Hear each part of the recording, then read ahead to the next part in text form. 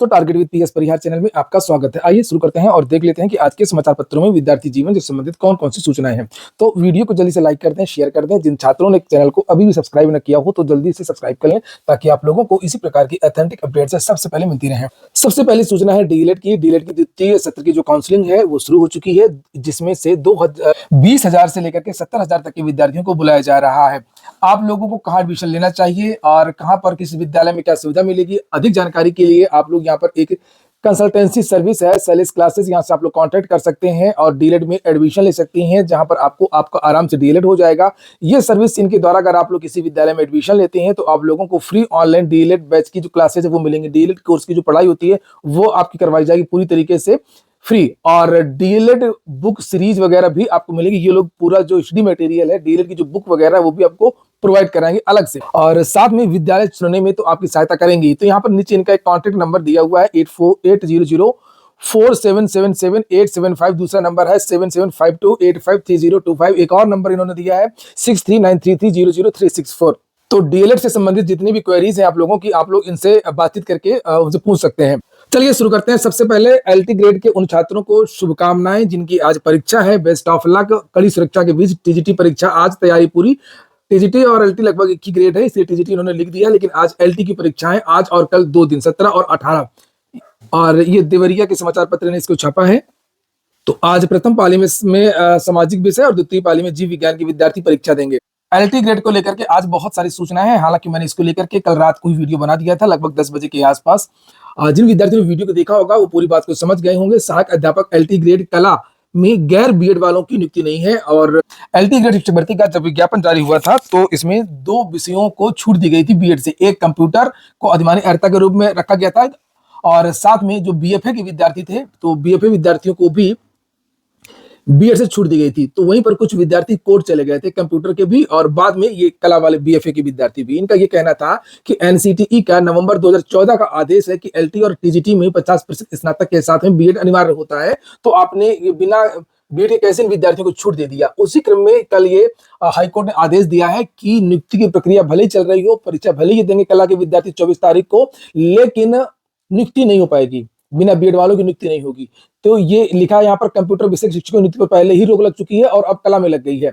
लिखा है कि इलाहाबाद हाईकोर्ट ने एलटी कला विषय के सहायक अध्यापक भर्ती 2025 में बीएड डिग्री वालों की ही नियुक्ति करने की अनुमति दी है। कोर्ट ने कहा है कि जो अभ्यर्थी बीएड डिग्री धारक नहीं है उनकी नियुक्ति पर रोक रहेगी, और कोर्ट ने राज्य सरकार से याचिका पर जवाब मांगा है। न्यायमूर्ति सरल श्रीवास्तव और न्यायमूर्ति सुधांशु चौहान की खंडपीठ ने विनोद कुमार यादव व 4 अन्य की याचिका पर यह आदेश दिया है। हालांकि सरकार ने और आयोग ने यह कहा था कि पिछली बार जो भर्ती हुई थी कला की और जो कंप्यूटर भर्ती हुई थी उसमें योग्य विद्यार्थी नहीं मिले थे, इसलिए हमने बीएड को हटा दिया था, लेकिन कोर्ट नहीं मानी। कोर्ट ने कहा कानून तो कानून होता है, और अब फिलहाल अगली डेट इसकी लगा दी गई है, मार्च के महीने में फिर सुनवाई होगी।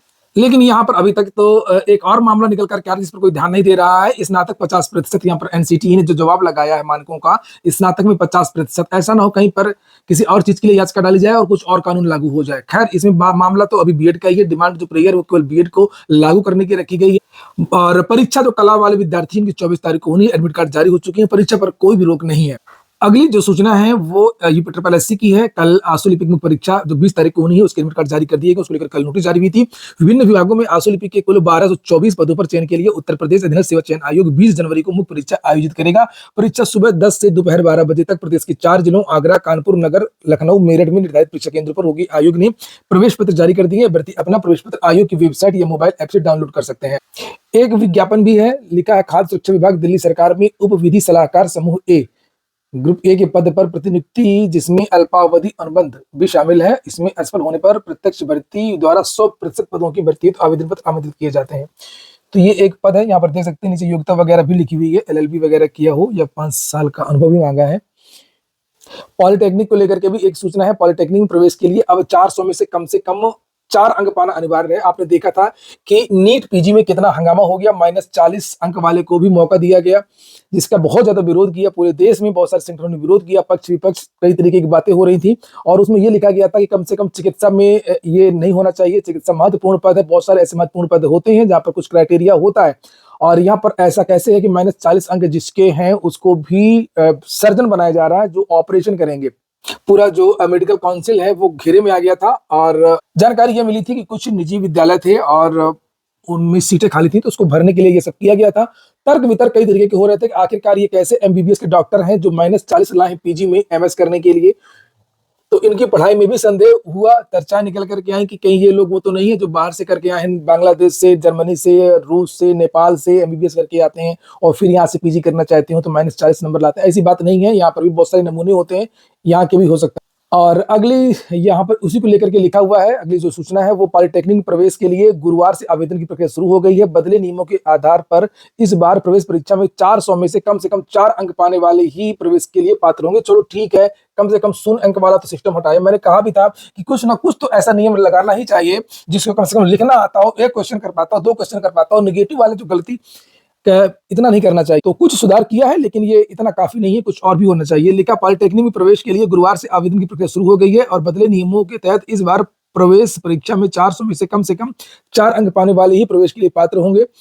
100 प्रश्नों वाली परीक्षा में कम से कम 1 प्रश्न सही करना अनिवार्य होगा, जो 4 अंकों का होगा। पहली परीक्षा में शामिल होने और 0 अंक मिलने के बावजूद भी अभ्यर्थियों का प्रवेश हो जाया करता था। संयुक्त प्रवेश परीक्षा परिषद ने आवेदन की लास्ट डेट 30 अप्रैल तय की गई है और 15 मई से 22 मई तक ऑनलाइन प्रवेश परीक्षा होगी। तो जिनको पॉलिटेक्निक में एडमिशन लेना हो तो वो विद्यार्थी एडमिशन ले सकते हैं। बस बदलाव ये किया गया है कि प्रवेश परीक्षा में 100 में से कम 1 प्रश्न आना चाहिए, तब आपको काउंसलिंग के लिए बुलाया जाए। एडमिशन होता है या नहीं होता है वो एक बात का प्रश्न है। अगली जो सूचना वो एसएससी की है। एमटीएस व हवलदार परीक्षा के लिए स्लॉट चयन शुरू हो गया है। कर्मचारी चयन आयोग ने मल्टीटास्किंग स्टाफ हवलदार के लिए जरूरी सूचना जारी की है और यहाँ पर जिन विद्यार्थियों को जब परीक्षा देनी होगी, एसएससी ने एक नई पहल शुरू की है कि आप लोग अपना दिन चुन सकते हैं किस दिन परीक्षा होगी, तो अपना स्लॉट विद्यार्थी चुन सकते। आरक्षण को लेकर के सुप्रीम कोर्ट ने एक फिर से आदेश दिया है और हालांकि ऐसा आदेश पहले भी सुप्रीम कोर्ट दे चुकी है, कोई बड़ी बात नहीं है। और आरक्षित वर्ग के मेधावी अभ्यर्थियों को मिलेगा सामान्य सीट का हक। तो जो ओपन कैटेगरी होती है, अगर नंबर ज्यादा है एससी, एसटी, ओबीसी, ईडब्ल्यूएस के, तो वो विद्यार्थी माइग्रेट करेंगे, ओवरलैप करेंगे, जो आप समझे वो करेंगे।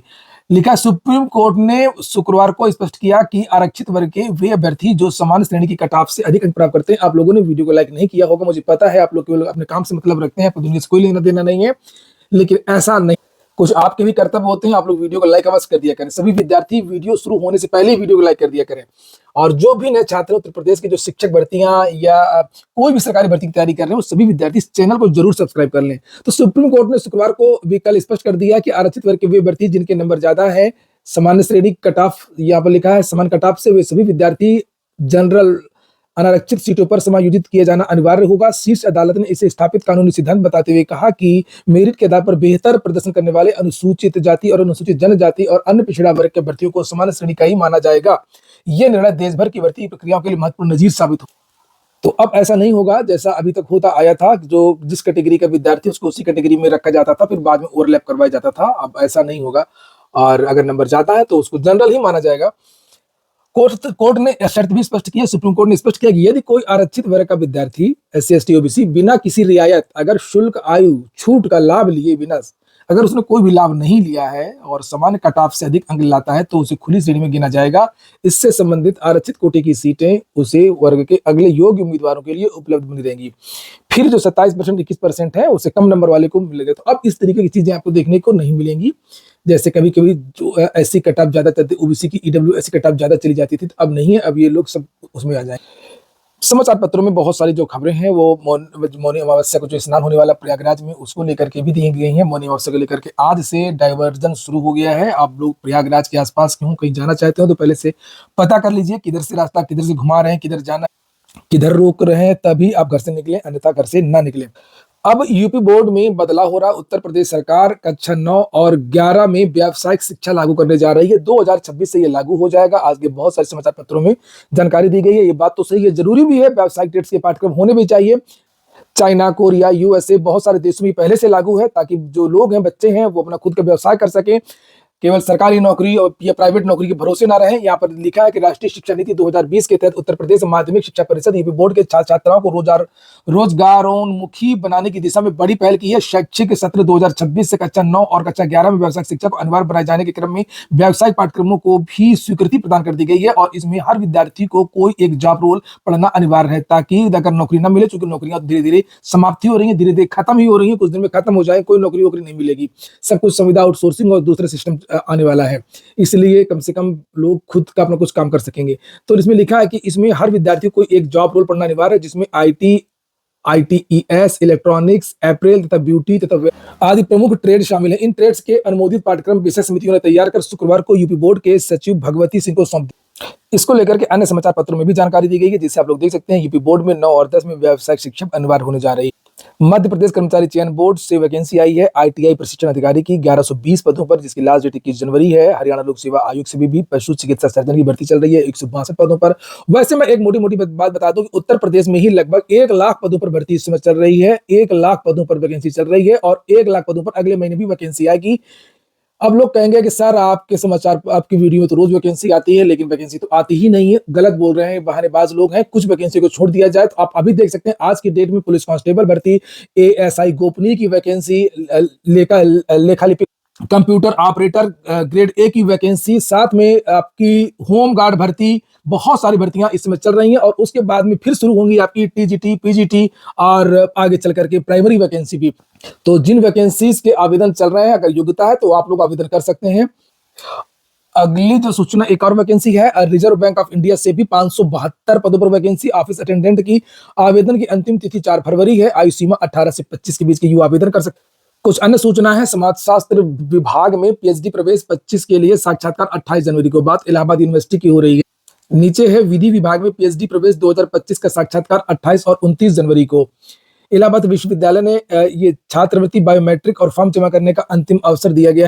जिन विद्यार्थियों ने आवेदन पत्र नहीं जमा किया था, तो छात्र कल्याण अधिष्ठाता ने बताया कि छात्रों को छात्रवृत्ति फॉर्म की बायोमेट्रिक प्रमाणीकरण के लिए 21 जनवरी सुबह 11:30 बजे से अंतिम अवसर दिया जाएगा। नीचे यहाँ पर और भी कुछ जानकारियां दी गई हैं, ये देख सकते हैं आप लोग। पीएचडी साक्षात्कार 30 और 31 जनवरी को इलाहाबाद विश्वविद्यालय के प्राचीन इतिहास विभाग और संस्कृति व पुरातत्व विभाग ने पीएचडी प्रवेश 2025 लेवल 2 के लिए साक्षात्कार के कार्यक्रम जारी कर दिए हैं। नीचे बीकॉम प्रथम सेमेस्टर का परिणाम भी जारी कर दिया गया, उसको लेकर के भी महत्वपूर्ण जानकारियां प्रदान की गई। आज के वीडियो में इतना ही। पूरा वीडियो सुनने के लिए बहुत बहुत धन्यवाद।